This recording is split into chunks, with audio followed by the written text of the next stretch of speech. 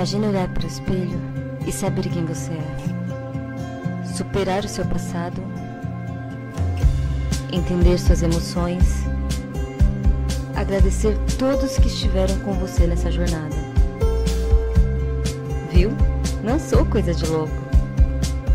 Prazer, eu sou a terapia.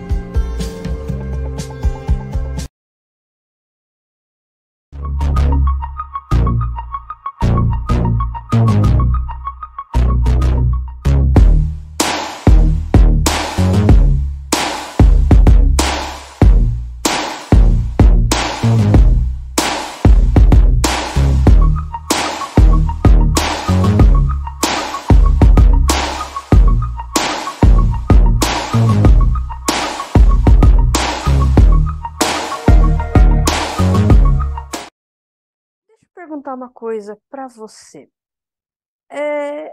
De repente você tem uma ideia aí de ter aí um primeiro emprego, fazer uma transição de carreira ou ter uma renda extra.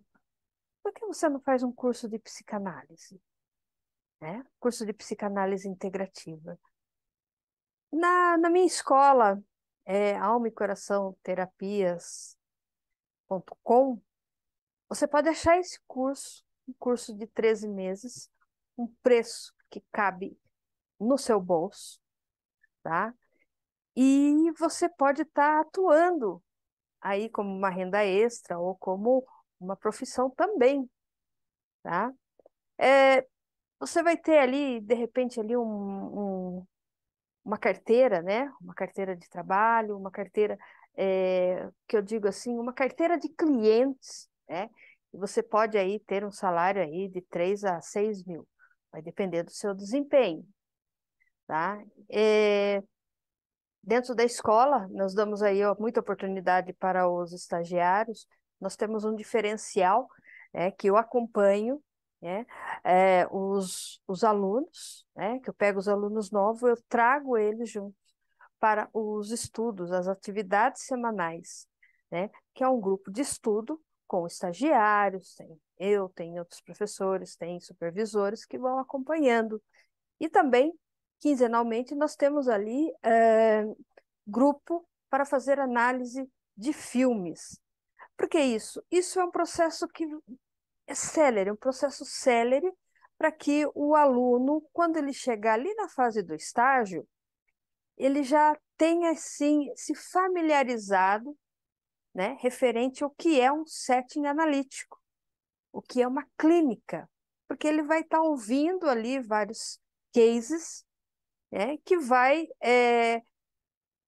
fazer ligação ali com aquilo que ele está assistindo, porque as nossas aulas são 100% EAD, né? Então, é, é, essa, né, fazer o atendimento é a profissão do futuro. Eu, além das atividades da escola, eu tenho os atendimentos, eu trabalho para a Seleção Brasileira Paralímpica, de handball, atendo as atletas, também sou responsável, né? Dentro da Confederação Brasileira, tem ali o campo da políticas, né? O Comitê das Políticas das Mulheres do handball, aonde eu sou responsável pelos atendimentos das atletas que estão no Brasil e também que estão fora, tá? Então, para você ver, é uma profissão muito próspera, né? Então, eu deixo aqui o meu convite. Mas aí as pessoas perguntam, professora, mas o que que é uma psicanálise? Da onde que ela surgiu? A psicanálise, ela originou-se ali a partir da medicina, né? Com o objetivo, de fazer uma investigação na psique humana. Mas para quê? A fim de explorar o inconsciente. Por quê? É dentro do nosso inconsciente que ficam ali adormecidas as coisas, que através de gatilhos nos vai fazer lembrar de alguma coisa, vai criar uns sintomas, ou vai nos levar a algumas coisas que a gente não entende o que está passando com a gente, né? Então, a psicanálise, ela tem as suas características, ela tem as suas dimensões, né? Qual é essa dimensão? É uma coisa eu costumo falar que o psicanalista ele é um arqueólogo do inconsciente, porque ali ele vai trazer, né, o significado ali inconsciente dos sonhos, né, os nossos pensamentos, aquilo que falamos e da maneira que agimos. Então, a psicanálise ela busca interpretar e trazer à tona através de vários métodos que você aprende nos estudos, que você aprende junto com os estudos de caso, né? Mas aí pergunta, mas para quem é destinado a psicanálise? Eu falo, a psicanálise ela não é destinada apenas para tratamentos de distúrbios psíquicos, de traumas. Ela é importante também para quem busca o autoconhecimento, né? Então, você vê que é uma gama, é muito ampla, ela se encaixa em todos os lugares. Nós temos advogado, psicanalista, psicólogos, psicanalistas, né? Nós temos professores na área da pedagogia, né? Isso é muito importante, é muito rico essa informação, tá? Olha, uma coisa, a minha escola, o curso, ele é legalmente registrado ali, né? Dentro da Biblioteca Nacional, que é o RDA, pelo número 4318-BN. E também a minha escola, ela é registrada, legalizada, juntamente ao Sindicato Nacional dos Terapeutas Naturistas, o Sinatem, sobre o número 04019, tá? Então, como nós não temos, como a psicanálise ela é um curso livre e nós não temos ainda um conselho, então quem nos dá todo o respaldo é o sindicato. E você fazendo o curso, você pode atender em todo o território nacional, tá? E olha só que legal, né? Eu tenho alguns alunos que atendem brasileiro que estão fora do Brasil. Olha só. Então, entra lá na página www.almaecoraçãoterapias.com, coloque seu e-mail, crie uma senha e entre lá na nossa plataforma e veja ali os cursos. Inclusive, tem um curso ali de test drive de psicanálise gratuita, tá? Você recebe ali um certificado de participação, mas aquele certificado não dá o direito de você fazer a clínica, tá? Você precisa passar pelos tripés da psicanálise, que é análise individual, estágio supervisionado e o trabalho de conclusão de curso, que é o TCC. Bom, nós vamos falar hoje referente à adicção, né? Eu não falei adição, que é a soma um mais um. Não, não é a não é a matemática. Estou falando de adicção. A adicção, a adicção, ela pode ser vista aí como uma válvula de escape. Por quê? Dentro do setting analítico, nós vemos aí como sintomas aí de N problemas ou situações aonde isso reverbera toda a dor da pessoa que está ali em volta ao desamparo do bojo familiar.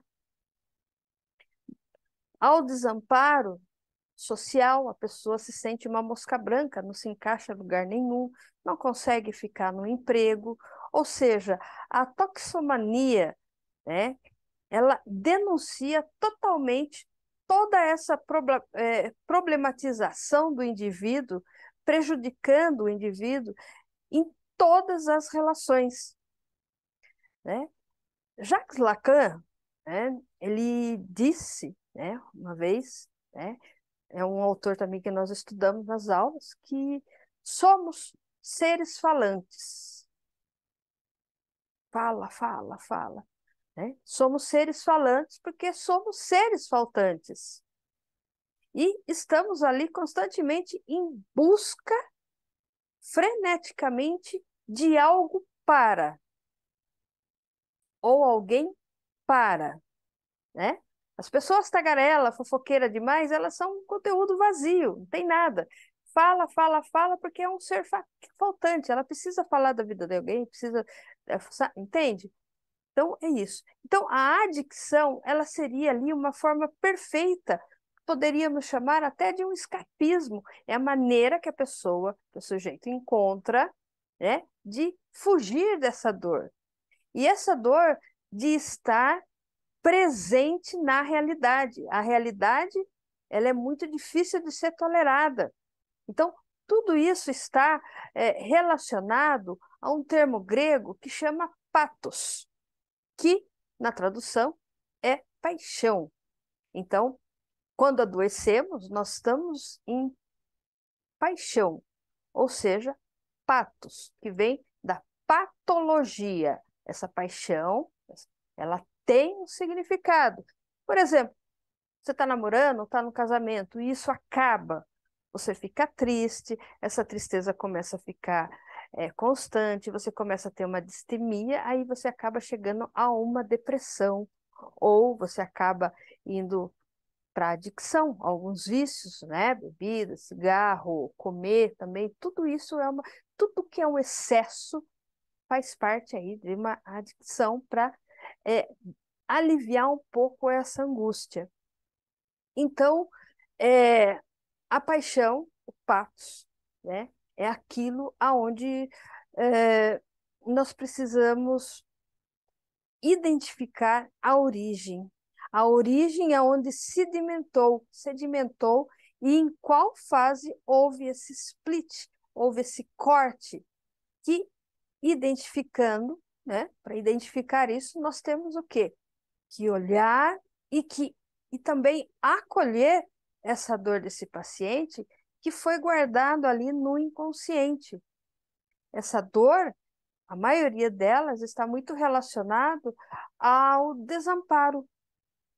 Então, esse patos, essa paixão não correspondida, esse patos, essa paixão reprimida, essa patos, essa paixão sufocada, esse patos, paixão pela falta do objeto, da necessidade que você acha que precisa de alguém para te completar.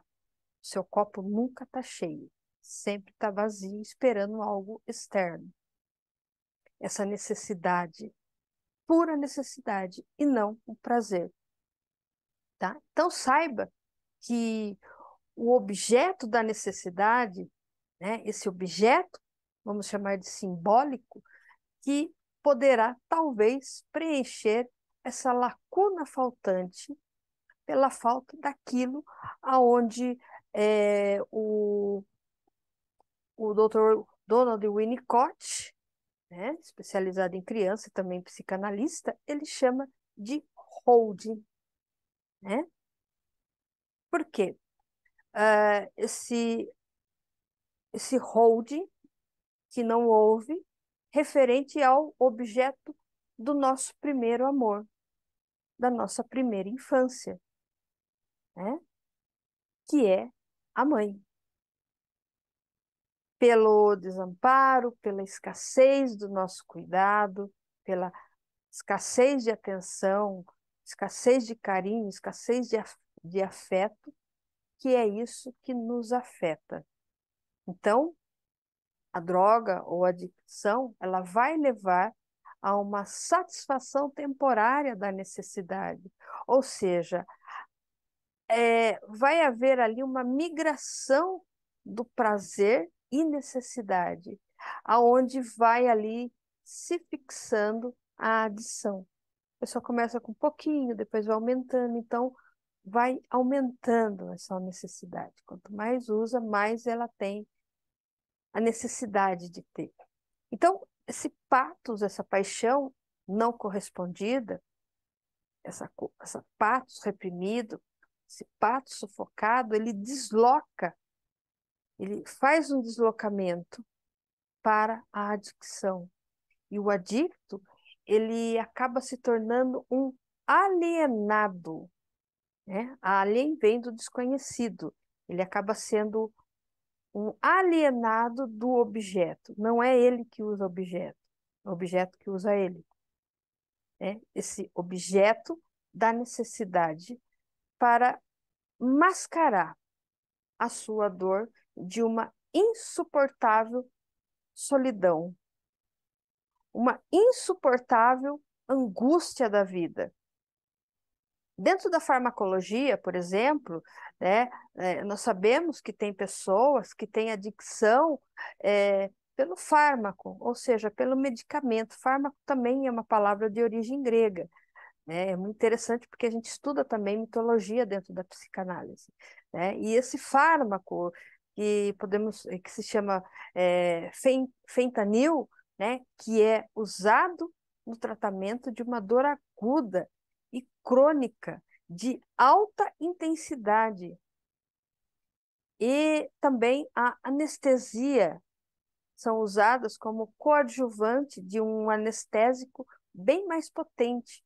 E também o sulfentanil, que é usado como um adjunto na anestesia equilibrada e também como um agente anestésico primário. Olha o nível da dor, o nível das dores, né, da dor emocional, aquela dor do coração partido, para você mensurar como que se fosse a dor de uma amputação, para você ter uma noção, fazer uma mensuração o que é uma dor.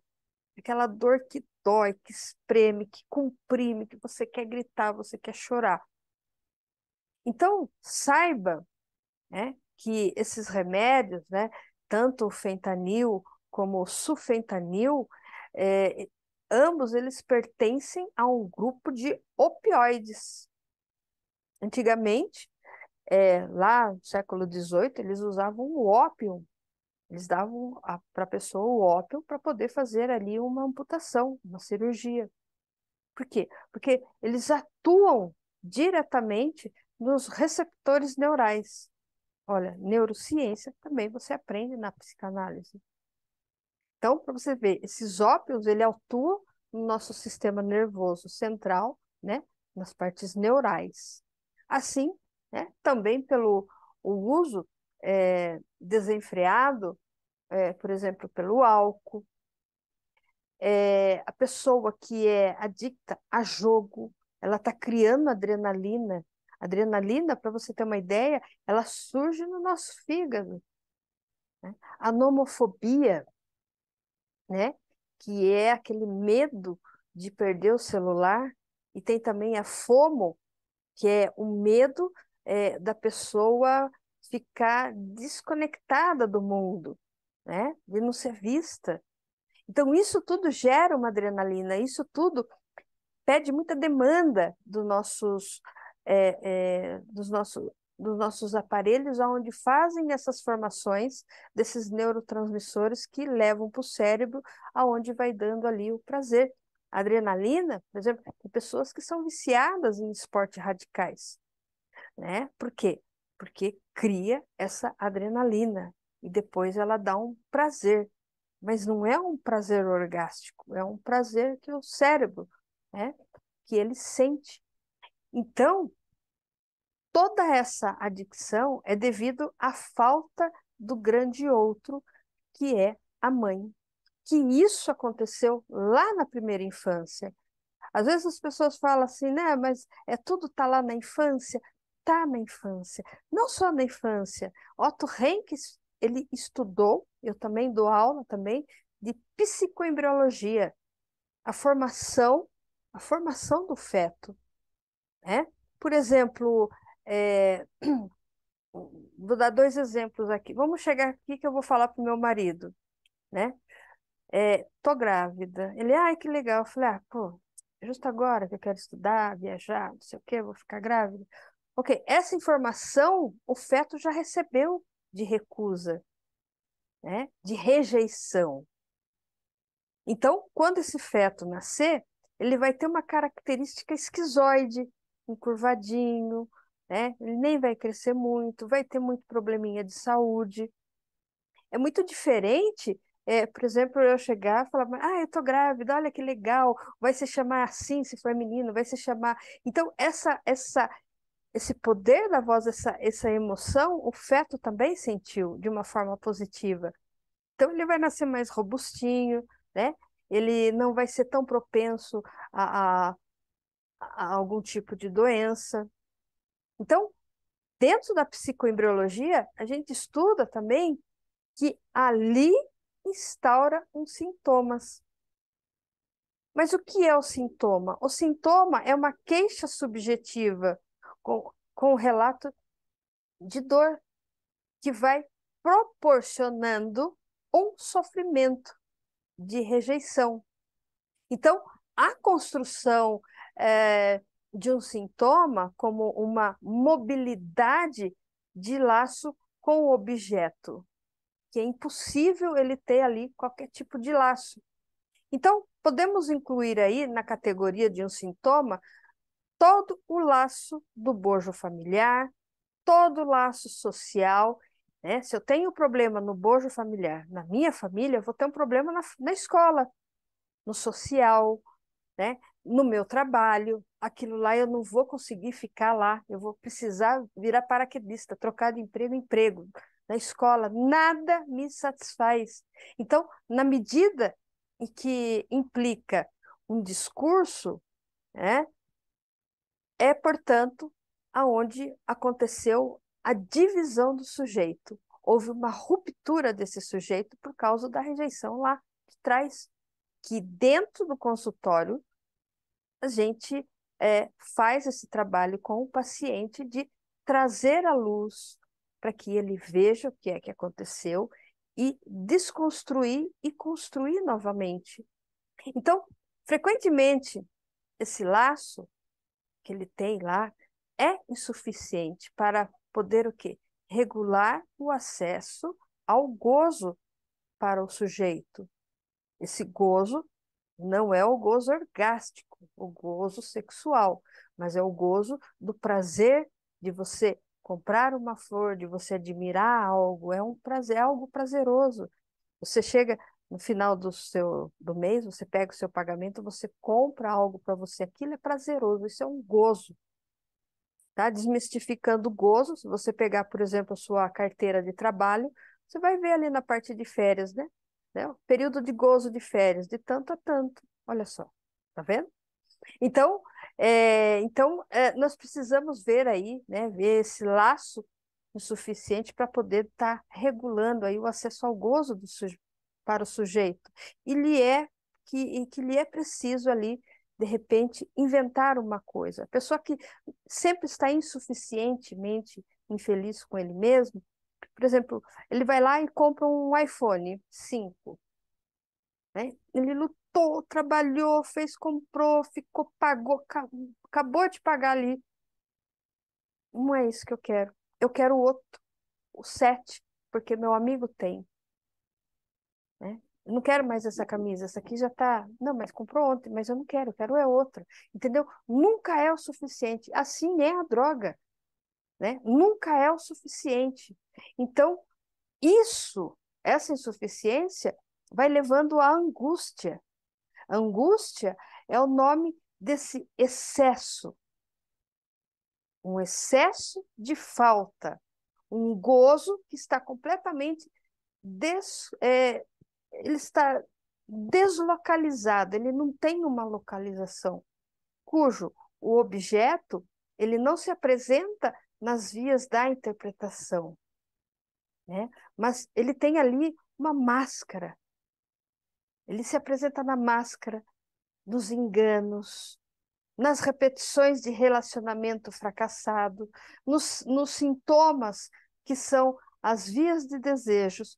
Porém, o patos, a paixão, a doença, ela é um sinal objetivo e também verificável ali no sujeito. E os fármacos, né, atuais, né, ou usando na medida certa, ele cura. Mas usando uma dose exagerada, né, ele pode matar. Na ótica da psicanálise, né, deu até certo, né? Na ótica da psicanálise, tanto o excesso como a falta, ele leva o sujeito ao exagero. Das drogas, da megalomania, o sujeito autoritário, aquele sujeito que critica, aquele narcisista com graus de perversidade. Por quê? Porque durante a oferência, né, da droga no corpo, há um certo empoderamento, há uma certa onipotência, uma onisciência e também onipresença, que leva esses sujeitos por alguns minutos aí, ou horas, ou dias, ao encontro com o objeto perdido, mas um objeto subjetivo, que viaja, né? Então, quando a gente fala onipresente, onisciente, onipotência, o prefixo oni, ele significa o todo, algo que ele é completo, ele é perfeito, né? Mas não é. Quem é onipotente, onisciente e tem a onipresença é somente Deus, né? Então, o sujeito, quando ele está com essas drogas, quando ele está, né, nesse período, ele acha o Oni, né, o Todo-Poderoso, algo que, né, esse ser completo, sem falha, que é aquele sujeito, é, né, todo empoderado, né, às vezes violento. Mas atrás disso tudo, quando acaba esses efeitos, né, a gente percebe que ele é um sujeito frágil, ele é um sujeito que foi desamparado, né? Ele é deslocado, ele não tem um local, ele não se coloca num local. E isso vai desaparecendo dele. Ele vai ficando ali só com a mecanicidade do corpo físico, ou seja, o efeito ali de uma falsa completude, né? Que vai levar aí a uma excitação também, aí entra o orgasmo, uma excitação orgástica, que é a maneira dele descarregar, dissolver toda a questão subjetiva, ou seja, a sua dor do desamparo. A angústia, né, é, que está atrelada a essa dor, né, essa angústia, ela passa aí por essa confortável viagem, pois quanto maior a angústia, maior vai ser a dosagem, maior vai ser a necessidade desse escapismo para poder remeter esse sujeito a um colo imaginário da mãe, ao holding, né, da sua patos, da sua paixão, aonde podemos aí identificar uma mãe. Então, há situações também de mães excessivamente faltantes que projetam todo o seu fracasso em seus filhos e elas exigem, né, que eles se tornem perfeitos, que eles se tornem que é tão perfeito assim que eles usam também do escapismo quando eles crescem. Eles têm a necessidade de se drogar também, né? Usar a adicção para tentar ser eles mesmos. Um exemplo, a mãe quer que o filho seja advogado, né? Ele vai, estuda só para satisfazer ela, mas é um advogado fracassado, ele precisa de droga, ele precisa disso para sair, porque ele está vivendo um sonho fracassado da mãe ou um sonho fracassado do pai. De repente o menino não tem aí atributos para jogar futebol, o pai exige. Quando ele vai lá e xinga ele, você é um bostinha, né? Você é um bichinho, você é isso, você é aquilo, entendeu? Porque o pai fracassou nisso, então ele projeta, né? Eu gosto muito de falar para os meus alunos que a gente precisa tomar cuidado, porque nós, nem o nosso nome a gente escolhe, né? Então nós somos projeções do outro.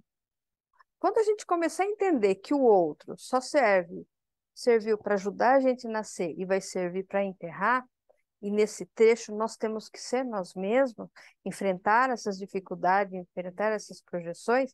É difícil, mas a pessoa precisa se posicionar por isso. Por quê? Aí você vai ficar sem rótulos, né? Você vai se tornar aquela ovelha negra da família. Por quê? Porque você vai ter aí a sua identidade. Enquanto as pessoas são projeções, elas são completamente ausentes de suas identidades, daquilo a qual ela queria ser, ela desejava ser. E sim, para ser ali é, combativos, terem prazer, terem conquista. As ovelhas negras são assim, né? Elas têm ali o sucesso, né? Eles têm um objeto do desejo simbólico para poder representar o objeto, caso não correspondam, né? E eles podem passar ali por algumas situações também torturantes. Então, quando a gente começa a perceber e pôr que a precisão desses acessórios para viver normalmente, né, é a pressão, o medo da angústia, que não conseguem ali viver sem uma proteção de uma droga que vai substituir a proteção materna. Porque isso vai ali condicionando a uma liberdade temporária, para não se sentirem tão machucados, tão feridos com tudo aquilo que está acontecendo e aconteceu e ficou ali nas profundezas do inconsciente. Então, a psicanálise, ela faz todo esse estudo através da clínica, abordando ali sobre as angústias, que é a matriz de todos os afetos, né? Afetos que te afetam. Esses afetos são o quê? Os sinais que, que vai apelando para o recalque, né? O que é um recalque? Né? Vamos lá. É, eu queria ter uma camisa verde, mas eu não posso ter, porque falaram que é feio. Olha só, falaram que é feio. Então, o que eu peguei esse desejo? Eu recalquei, guardei no inconsciente. Então, para Lacan, esse recalque, é o único afeto, né, que não engana. Porque é o sinal dessa divisão do sujeito entre o gozo e o desejo. Eu tinha um desejo de ter uma camiseta verde, mas falaram que não fica legal. Falaram, alguém falou. Então, não foi realizado nem o desejo e nem o gozo de eu poder comprar essa camisa. Então, o que divide o sujeito, segundo a teoria de Jacques Lacan, é o significante recebido do outro, de quem o sujeito depende absolutamente, né? Para quê? Para conhecer o que seja ali, né, acerca ali de sua necessidade, né? Nós vemos adultos aí que são completamente dependentes, né? A mãe lava o copo, faz a comida, leva o prato aonde que está, limpa a sujeira, faz isso, né? Foi criando aí uma geração de canguru, completamente aí mutilados dentro da sua cognição, dentro da sua funcionalidade. A demanda endereçada ao outro, ele retorna ao sujeito como um desejo alienado. Então, que está ali interpretado exclusivamente pelo desejo do outro. Se eu vivo em função do desejo daquilo que o marido quer, em função do que a mãe quer, do que o pai quer, né? Eu não tenho desejo, eu não existo. Então, aonde que eu vou me encontrar? Na adicção. Eu só faço aquilo que me pedem. Percebe a dificuldade? Então, o significante né, que é essa marca do desejo do outro, ele impõe ao corpo uma exigência de trabalho, a de só poder reencontrar o gozo recorrendo novamente ao campo do outro, né? Mãe, me dá um dinheiro aí que eu preciso fazer alguma coisa. Eu não existo, só dependo ali do outro. Então, as pessoas, elas são privadas e não são, por exemplo, educadas para aprender a lidar com as próprias frustrações. Quais são essas frustrações? Fracasso, um relacionamento fracassado, né? Um luto, uma ferida emocional, né? Tais como a rejeição, né?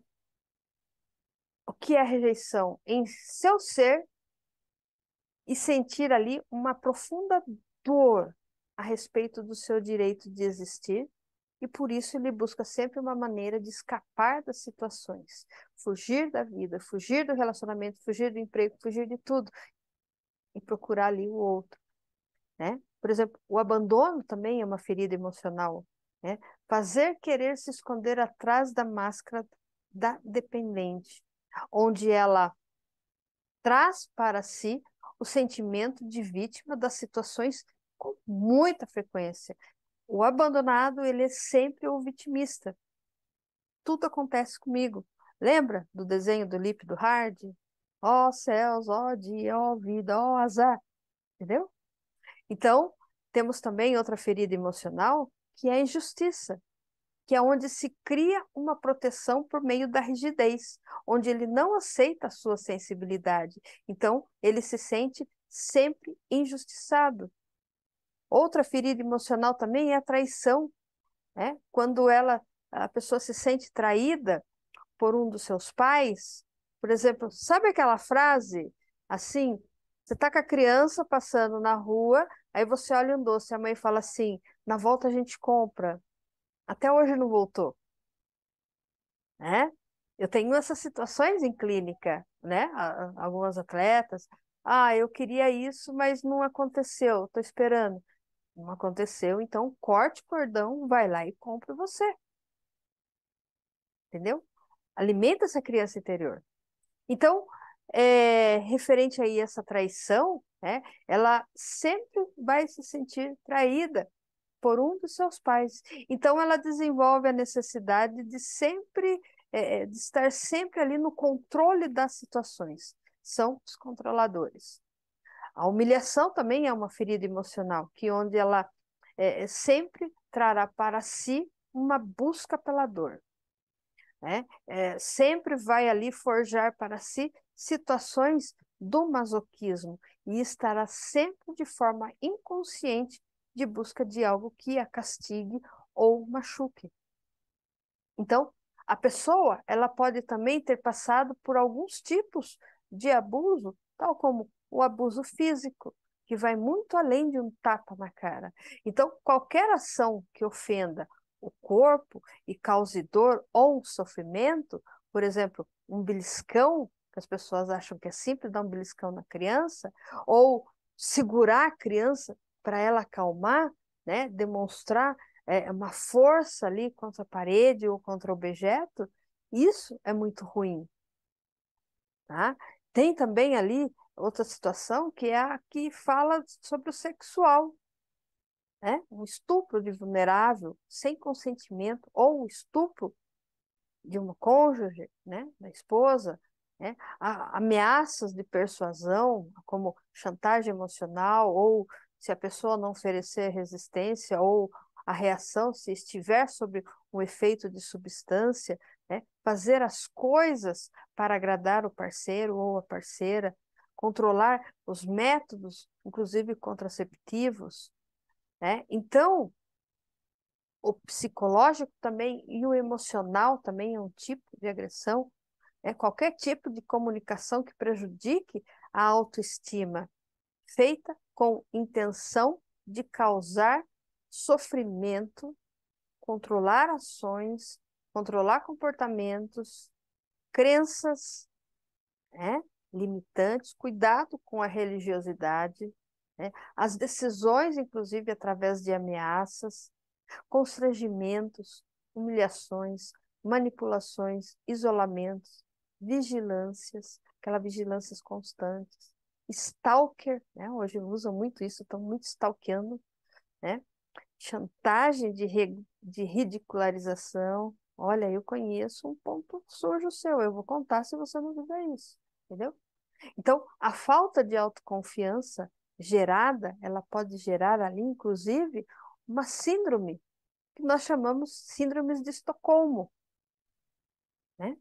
Outra parte também, que é referente sofrimento financeiro e também patrimonial, né?